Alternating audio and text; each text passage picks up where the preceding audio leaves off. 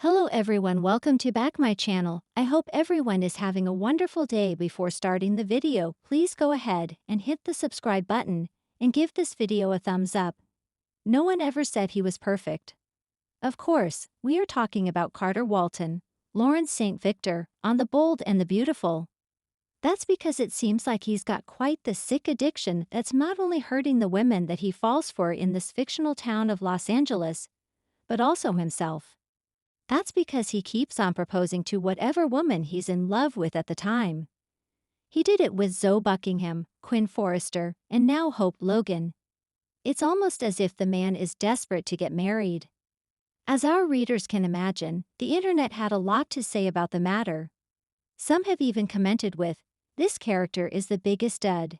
He has been on the show for a decade, and the writers have yet to give me a reason to invest in this dud." This is not a knock against the actor. I'm sure he is capable as an actor. Unfortunately, the writing for Carter in combination with the actor's interpretation has proven to be, for me, the cure for acute insomnia. Another fan wrote, "It's surprising that he didn't propose to Katie when they were together. Although perhaps it happened off-screen, like their eventual breakup. If Carter doesn't actually end up married this time, he should really just switch teams at this point." And then there was this comment as well. "Every relationship he's ever had has been super rushed and lacking chemistry except Quinn, which was rushed, but at least they were hot." I actually think Hope and Carter's chemistry is getting a little better. They are more relaxed and playful. The two actors seem to actually enjoy working together. Los Angeles is a city of secrets, and none seem to be as dangerous or as tantalizing as the one Carter Walton has been desperately trying to bury. For weeks now, Carter has been the picture of perfection, a loyal friend, a dedicated lawyer, and a man who seems to have it all together.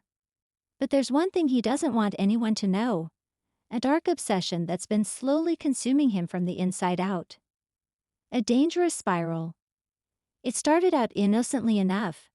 After his painful breakup with Quinn Fuller, Carter threw himself into work, determined to forget the ache in his heart. But late nights in the office led to lonely evenings at home. He began to crave something. At first, it was harmless distractions, online shopping, binging mindless TV. But soon those little distractions turned into something more sinister. Carter's addiction isn't to alcohol or gambling. No, his vice is far more scandalous and far more dangerous to his carefully curated image. Carter has developed a secret addiction to anonymous online relationships. The man who spent his days giving legal advice and keeping his friends' lives in order now spends his nights lost in a digital haze, chatting with strangers, sending intimate photos, and engaging in increasingly reckless behavior. He tells himself it's harmless, that it's just a way to feel alive again after the heartbreak. But deep down, he knows he's crossing lines he can never uncross. The woman who knows. Enter Paris Buckingham.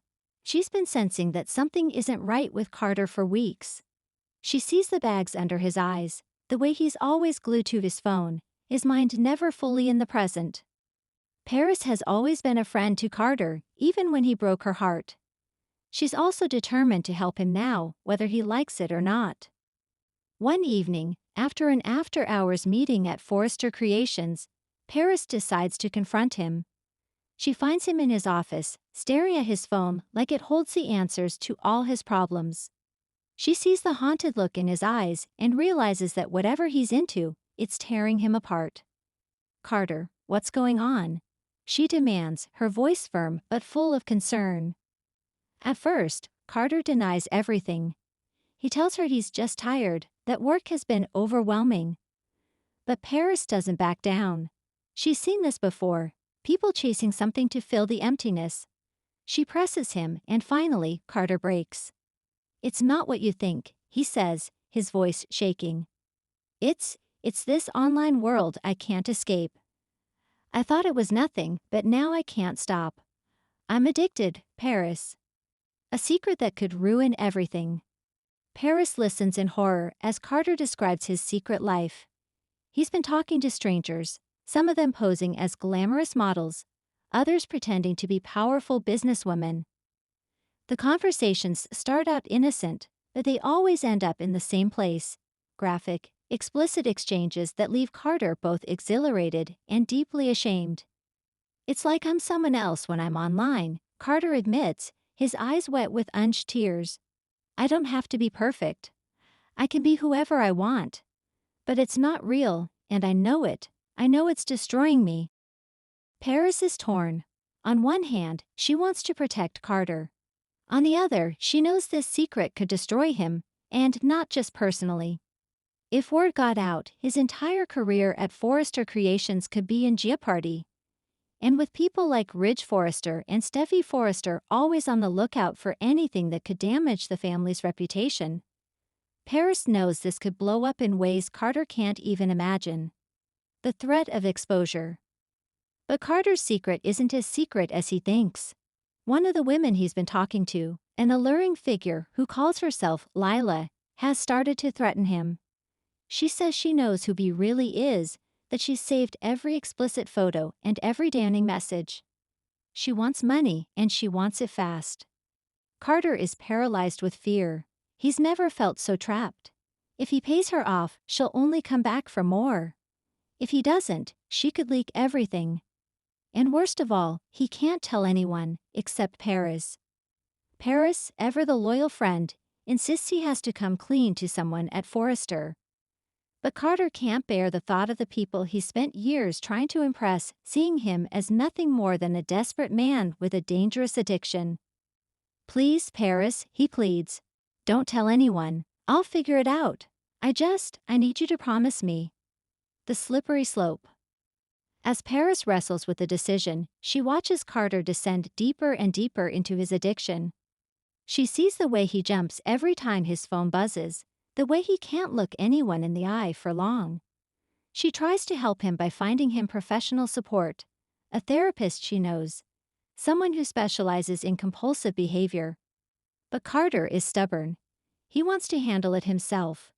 He promises Paris he'll quit, that he'll block Lila and anyone else who tries to manipulate him. But late at night, when the loneliness creeps in, he can't resist. He keeps going back. A twist in the tale. What Carter doesn't know is that Lila isn't just some random online vixen. She's closer to his world than he could ever imagine. In fact, she's been playing him from the start. Who is she? None other than Grace Buckingham, Paris's own mother. Grace has been desperate to keep tabs on her daughter ever since Paris moved on from Zendi and had that messy situation with Carter. She knows how easy it is to tempt a man who's hurting, and she's using every ounce of her cunning to keep Carter under her thumb. Why would she do this? Because Grace believes Carter isn't good enough for Paris, and she wants to control him, to either make him prove himself worthy or destroy him altogether. And if she can leverage his addiction to protect her daughter, she has no qualms about doing it. Paris discovers the truth. One night, Paris borrows Carter's laptop to help him with a legal document he's been working on. She's stunned when she sees the emails and realizes that Lila is none other than her own mother. The betrayal hits her like a punch to the gut. How could Grace do this? Paris always knew her mother could be overbearing, but she never imagined she'd go this far. She confronts Grace, demanding an explanation. Grace, never one to back down, admits the truth. She said she was trying to protect Paris from getting hurt again, that she wanted to prove Carter was still weak. She claims she never intended for things to go this far, but Paris knows better. Paris's dilemma. Now Paris is faced with an impossible choice. Does she tell Carter the truth that his addiction has been manipulated by someone he thought he could trust? Or does she keep it to herself, hoping to find another way to make things right? In the end, Paris can't stand by and watch Carter suffer.